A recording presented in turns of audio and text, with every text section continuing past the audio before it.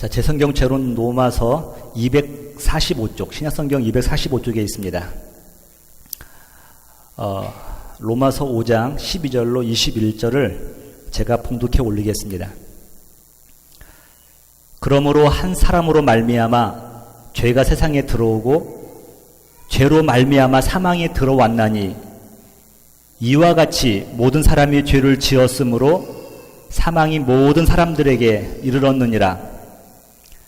죄가 율법 있기 전에도 세상에 있었으나 율법이 없었을 때에는 죄를 죄로 여기지 아니하였느니라.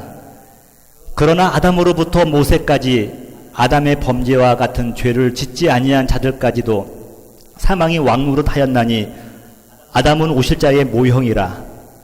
그러나 이 은사는 그 범죄와 같지 아니하니 곧 한 사람의 범죄를 인하여 많은 사람이 죽었은즉 더욱 하나님의 은혜와 또한 한 사람 예수 그리스도의 은혜로 말미암은 선물은 많은 사람에게 넘쳤느니라.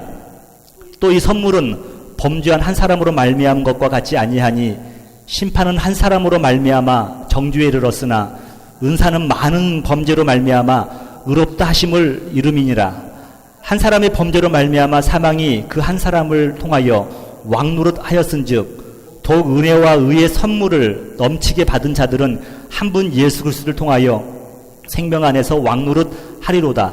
그런즉 한 범죄로 많은 사람이 정죄에 이른 것 같이 한 의로운 행위로 말미암아 많은 사람이 의롭다 하심을 받아 생명에 이르렀느니라. 한 사람이 순종하지 아니함으로 많은 사람이 죄 있는 것 같이 한 사람이 순종하심으로 많은 사람이 의인이 되리라. 율법이 들어온 것은 범죄를 더하게 하려 함이라. 그러나 죄가 더한 곳에 은혜가 더욱 넘쳤나니 이는 죄가 사망 안에서 왕노릇한 것 같이 은혜도 또한 의로 말미암아 왕노릇하며 우리 주 예수 그리스도를 말미암아 영생에 이르게 하려 함이라. 아멘. 하나님의 은혜가 여러분과 함께하기를 주님의 이름으로 축복합니다. 우리 지난주에는 환난 중에도 기뻐할 수 있는 근거가 무엇인가에 대해서 제가 세 가지로 말씀을 드렸습니다. 첫 번째는 뭐냐면 하나님의 은혜로 들어가는 거예요. 하나님의 영광을 경험하는 겁니다. 여러분, 밤모섬에 갇혔던 사도 요한이 환상을 보고 나니까 감옥이 두렵지가 않은 거예요. 유배지가 외롭지가 않은 겁니다. 하나님의 은혜를 경험하고 또 영광을 보니까요, 환난을 중에도 기뻐할 수가 있었다는 것입니다. 두 번째로는 믿음으로 환난 중에도 기뻐할 수 있다는 것이에요. 사건은 똑같아요. 사건은 누구에게 똑같은데 해석이 다를 뿐입니다. 믿음에 있는 사람은 믿음의 해석을 하는 거예요. 나중에 고백이 이런 고백이죠. 하나님이 나를 인도하셨노라고 하는 고백을 하는 겁니다. 마지막으로는 하늘의 위로, 하나님의 위로를 받는 사람은 환난 중에도 기뻐할 수 있다는 것입니다. 위로 중 가장 큰 위로는 뭐냐면 소망이 오는 거예요. 소망이 있는 사람은 어떠한 어려움이 다가온다 할지라도 좌절하지 않습니다. 왜냐하면 소망이 있기 때문에 그래요.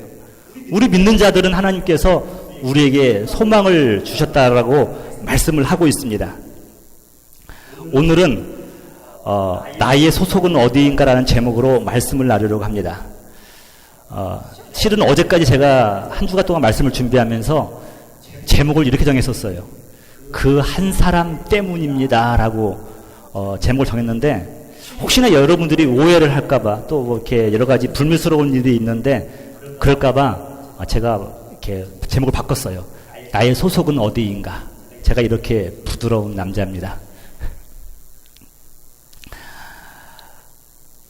어렸을 때 특별한 놀이 문화가 없어서 동네 친구들과 잘 어울려서 놀던 놀이가 다방구라고 하는 술래잡기였습니다. 동네 아이들이 모여가지고 반반씩 나눈 다음에 한 편은 술래가 되고 한 편은 이제 도망자가 되어서 술래가 도망자를 잡으면은 이제 다 잡으면 경기가 끝나는 겁니다. 근데 잡힌 친구들은 손을 엮은 다음에 멀리 뻗치고 있어요. 그러면 자기 편 친구가 와가지고 손을 탁 터치해주는 순간 또 자유를 얻는 겁니다. 그래서 막 도망가는 거예요. 특별한 놀이 문화 없을 때 이것이 참 우리의 심신을 단련하는 좋은 누렸다고 생각을 합니다. 근데 한편으로는 또 생각해보니까 이게 복음적인 게임이기도 되겠구나. 우리가 사단의 죄의 포로가 되었을 때 예수 그리스도께서 오셔가지고 우리의 손을 탁 쳐주는 거예요. 그 순간 우리는 자유를 얻는 거 아닙니까?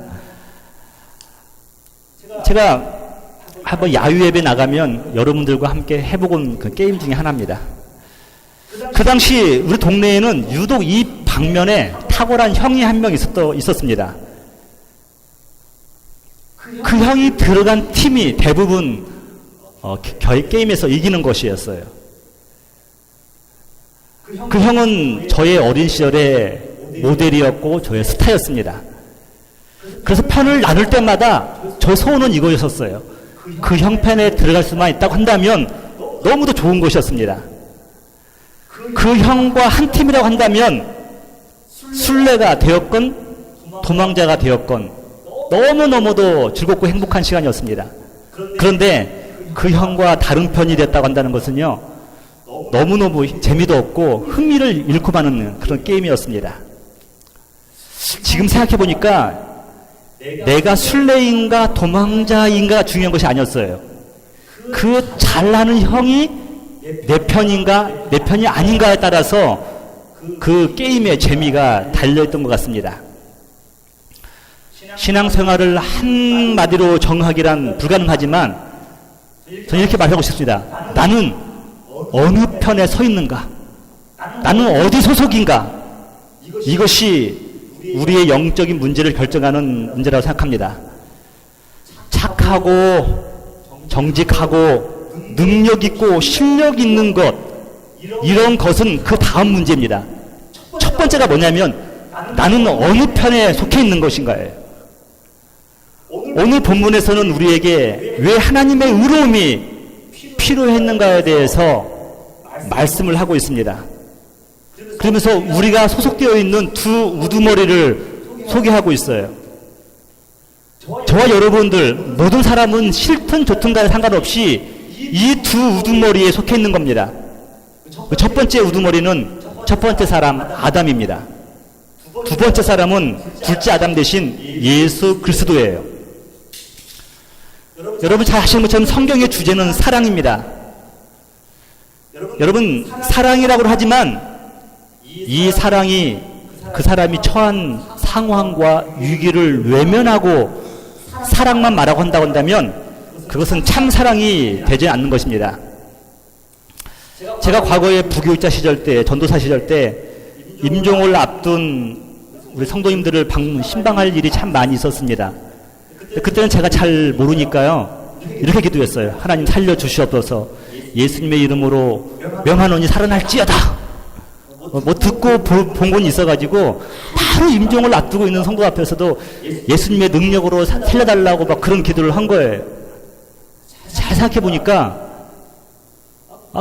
그 말이 어쩌면 유족들에게는 좀, 가족들에게는 위로가 될 줄 모르겠지만 그 당사자에게는 별로 위로가 되는 말이 아니라는 것을 알게 되었습니다. 지금 만약에 제가 이제 임종을 앞둔 분에게 신방을 짓다고 한다면 예수를 이름으로 살아나게 그런 기도는 안 할 것 같아요. 성도님, 끝까지 예수님만 붙드세요. 끝까지 십자가만 붙드세요. 마지막까지 하나님의 의로움을 붙드세요. 저는 이런 말씀을 전할 수 있다고 생각합니다. 여러분, 이것이 바로 그 사람의 문제를 더 시급하게 알고 더 사랑하는 것이 아니겠습니까? 성경은 사랑을 언급함에 있어서 인류가 처한 영적 위기를 먼저 말하고 있습니다. 진단하는 게 맞죠.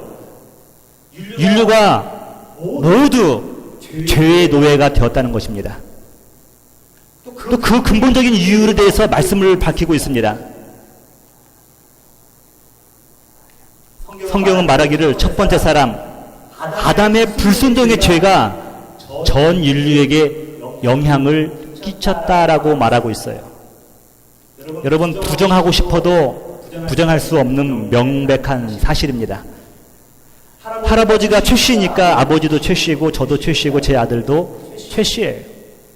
첫 번째 사람 아담의 그 혈통 가운데 그의 원죄가 우리에게 다 영적으로 유전되고 있는 것입니다. 여러분 12절 한번 보실래요? 그러므로 한 사람으로 말미암아 죄가 세상에 들어오고 죄로 말미암아 사망에 들어왔나니 이와 같이 모든 사람이 죄를 지었으므로 사망이 모든 사람에게 왕노릇 하였다라고 말씀하고 있어요. 첫 번째 사람 아담으로 말미암아서 인류의 죄가 들어오게 되었고 그 결과 모든 인류가 사망에 이르게 되었다는 것이 성경의 진단입니다. 그래서 우리는 다음과 같이 말을 할 수가 있습니다. 죄를 지어서 죄인이 아니라 죄인이기 때문에 죄를 짓는다는 거예요. 흔히 우리는 세상에서는요, 죄를 지었기 때문에 죄인이라고 봐요. 근데 성경은 그렇게 말하고 있지 않아요. 본래 죄인이기 때문에 죄를 지을 수밖에 없는 그런 인생이라는 것입니다. 여러분, 불신자들이 가장 받아들이기 힘든 것이 바로 이 원죄론이라고 생각합니다. 자신들은 첫 번째 사람 아담과 아무런 상관이 없다는 것입니다. 하지만 성경은 첫 번째 사람 아담이 통로가 되어서 죄가 인류에 들어오게 되었다는 것을 명백히 밝히고 있어요. 여러분, 한 사람의 영향력이란 이루 말할 수 없이 큽니다. 그 결과가 긍정적이든 부정적이든 한 사람의 영향력은 우리가 무시할 수 없는 결과를 가져오게 됩니다. 제가 고등학교 때 한 30년 전이죠. 고등학교 때 TV 토론을 제가 한번 이렇게 본 적이 있는데 미래의 직업관에 대해서 패널들이 나와서 이제 경제학자들이 나와서 교수들이 나와서 토론을 하는 것입니다. 근데 어떠한 경제학자가 이런 말을 하는 거예요. 지금은 한 사람이 벌어서 한 사람 또는 한 가족이 먹고 살지만 앞으로 10년, 20년, 30년 장차 미래에는 한 사람이 벌어서 수많은 사람들이 먹고 사는 그런 세상이 오게 될 것이다라고 말을 하는 것이었습니다. 근데 그 말이 잘 그 당시에 이해가 가지 않았는데 결론은 이런 것들 같아요. 그래서 인재를 키우자. 인재 양성이 얼마나 중요하고 국가에 영향 끼치는 것인가에 대해서 그런 말을 하면서 토론을 마쳤던 것 같습니다. 근데 시간이 흐르면 흐를수록 그들이 토론했던 것처럼 다 맞는 건 아니겠지만 한 사람의 영향력이 더 커지는 그런 시대가 되어가고 있는 것 같습니다. 예를 들면 여러분 마이크로소프트사의 빌 게이츠, 투자의 규제, 워런 버핏, 또 조지 소로스 등을 보면요. 이들 때문에 수많은 사람들이 얼마나 큰 덕을 보고 있는가를 발견할 수가 있습니다. 이들의 공통점은 각자 자기 분야에서 탁월한 재능을 드러낸 분들이라는 겁니다. 또한 자신들이 번 돈의 상당 부분을 기부하는 사람들이라는 것이기도 하죠. 이들의 2013년도 기부금 내역이 궁금해서 제가 찾아봤더니 이런 도표 같은 모습을 발견할 수가 있었습니다. 빌 게이츠가 2013년도 때 19억 불을 했어요. 누적 총 기부금이 280억이에요. 워런 버핏은 작년에 18억 7천만 불을 했습니다. 조지 소로스는 7억 6,300만 불을 기부했어요. 시간이 좀 있는 어떤 사람이 빌 게이츠의 하루 기부액을 조사해 보았어요. 하루에 52억씩 기증한 셈이더군요. 여러분 30년 전에 그 토론회 패널로 나왔던 사람 지정대로 한 사람이 벌어서 이제 수많은 사람들이 누리는 사회가 돼가고 있습니다. 한 사람의 영향력 실로 여러분의 상상 그 이상입니다. 한 사람의 영향력을 결코 무시할 수 없습니다. 성경은 첫 번째 사람 아담으로 인하여서 인류가 처한 위기를 정확하고 명확하게 진단하고 있는 것입니다. 그래서 성경은 인류가 처한 현실을 모든 사람이 죄를 지었으므로 사망이 모든 사람에게 이르게 되었다라고 말씀하고 있어요. 여러분 잘 아시는 로마서 3장 23절 모든 사람이 죄를 범하였음에 하나님의 영광에 이르지 못하더니라고 말씀하고 있습니다. 첫 번째 아담이 하나님의 말씀에 불순종하여 선악과를 먹었을 때 그 사람만 먹은 것이 아니에요. 그 사람 안에서 우리도 함께 금단의 열매 선악과를 따먹었다는 것이 성경이 말하고자 하는 내용입니다. 그래서 성경이 굳이 이 사실을 들어서 우리에게 하고 싶은 것은 이것입니다. 너희 인간들, 너희 스스로에게는 어떠한 가능성도 있을 수 없다는 것입니다. 마치 쓰나미에 휩쓸려가는 사람들은 스스로 밖으로 나올 수 있는 능력이 없어요. 제가 영화의 한 두 장면을 제가 한번 캡처해봤는데, 인간이 할 수 있는 것이란 잠시 도망가는 것 뿐입니다. 오직 밖에 있는 누군가가 위에서 우리가 끌려오는 것입니다. 이제 우리가 6월 7일 날 홈리스 셀터에 가서 또 사역을 할 텐데, 그 홈리스 이름이 뭐냐면요, 레스큐 미션이에요. 레스큐. 구조죠, 구조. 자기 힘으로 헤쳐나오는 것을 레스큐라고 하지 않아요. 외부의 힘에 의해서 끄집어 당하는 것, 안전한 곳으로 옮겨가는 것을 레스큐라고 합니다.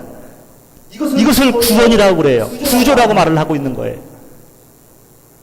누군가 밖으로부터 우리를 건져 주어야만이 살 수 있는 길이 열리는 것입니다. 우리 인생이 그러한 인생이 되었다는 거예요. 우리는 뜻대로 인생이 풀리지 않고 답답하고 화가 나면 이 화풀이를 할 대상을 찾기 마련입니다. 이것이 본능이에요. 사람이 본성이에요. 그래서 이 대상을 잘못 만나면 희생당하는데, 이것을 슬레인 램이라고 합니다. 희생양이라고 그러죠. 죽임당한 어린 양이라고 그러죠. 희생양이죠.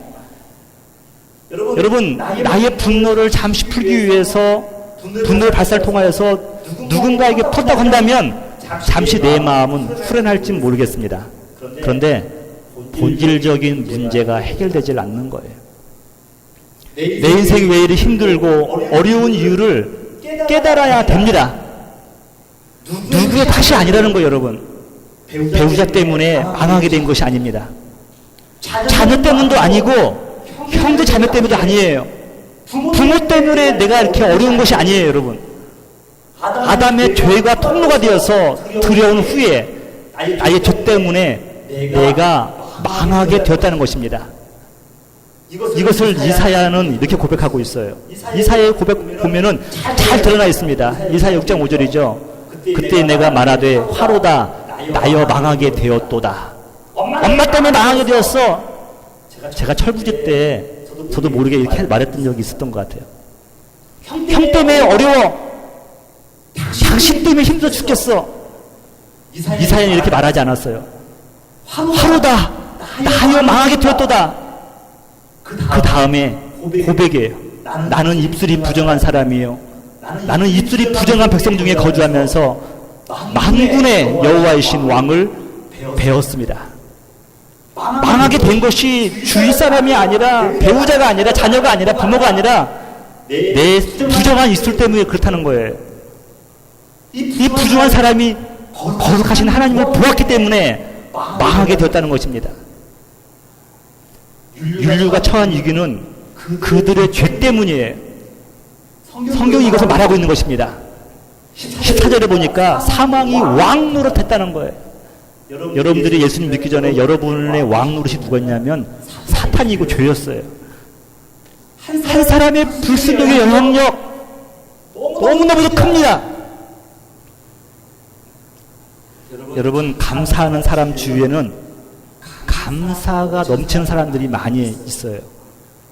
찬양을 좋아하는 사람들 주위에는 그러한 사람들이 모여드는 법입니다. 불평하는 사람 주위에는 불평하는 사람들이 모여들기 쉽습니다. 이것을 인정해야 돼요. 인정하는 것만 끝나면 저들밖에 없습니다만, 절망일 수밖에 없지만, 이것이 우리의 자화상임을 인정하면서 어떻게 나로 할까, 내가 망하게 된 인생을 어떻게 할 것인가에 대해서 한번 고민을 해봐야 된다는 것입니다. 근데 여러분, 우리는 망할 수밖에 없는 인생이었는데 반전의 역사가 일어났어요. 반전.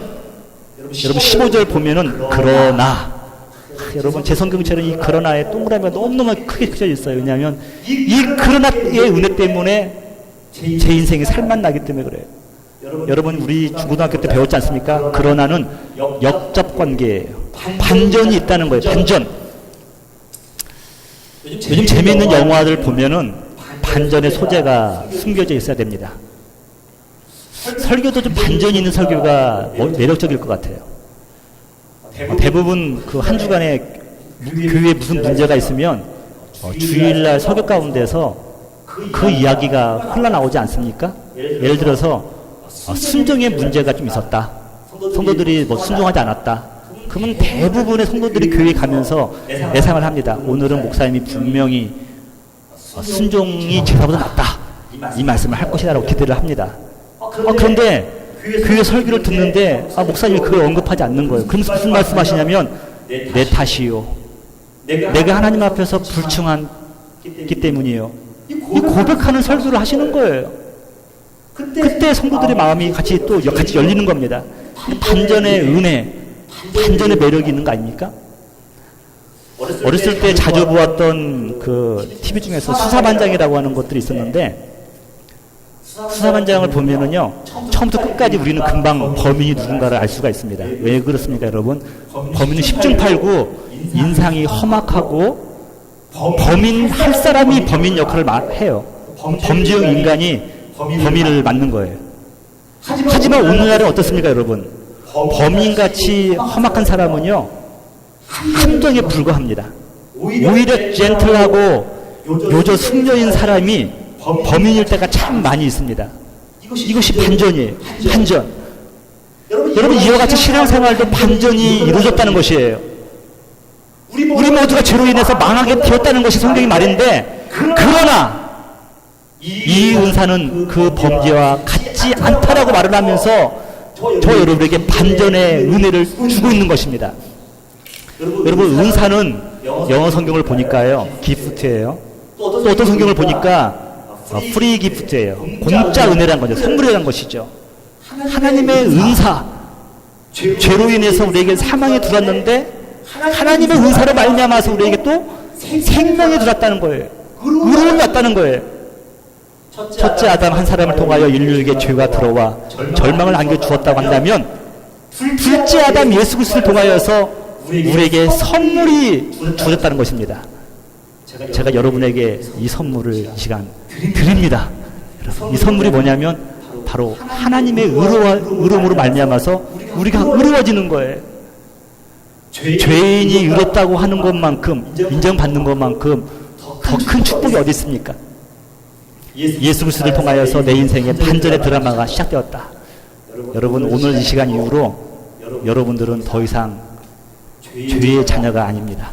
우리는 의로움의 자녀예요. 여러분들이 이 말씀을 믿고 따른다고 한다면 우리는 그 순간 예수 그리스도의 안에서 우리는 새로운 인생을 살아가는 축복된 인생을 경영하게 된다는 것입니다. 그렇다면 둘째 아담이 무엇을 하였기에 우리를 하나님 앞에서 의롭다고 한 것입니까? 둘째 아담이신 예수 그리스도께서 의로운 행위, 하나님 앞에서 온전히 순종했다는 것이에요. 우리를 대신하여서.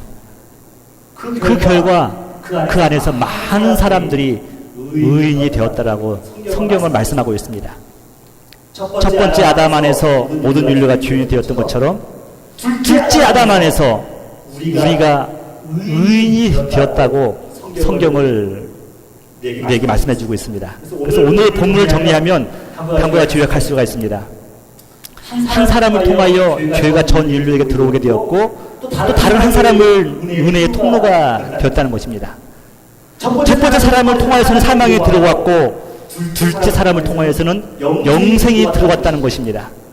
그래서 이제 우리는 사망이 왕노릇하는 것이 아니라 은혜가 왕노릇한다는 거예요. 영생이 선물을 주었다는 것이에요. 제가 여러분에게 한번 질문을 하고 싶습니다.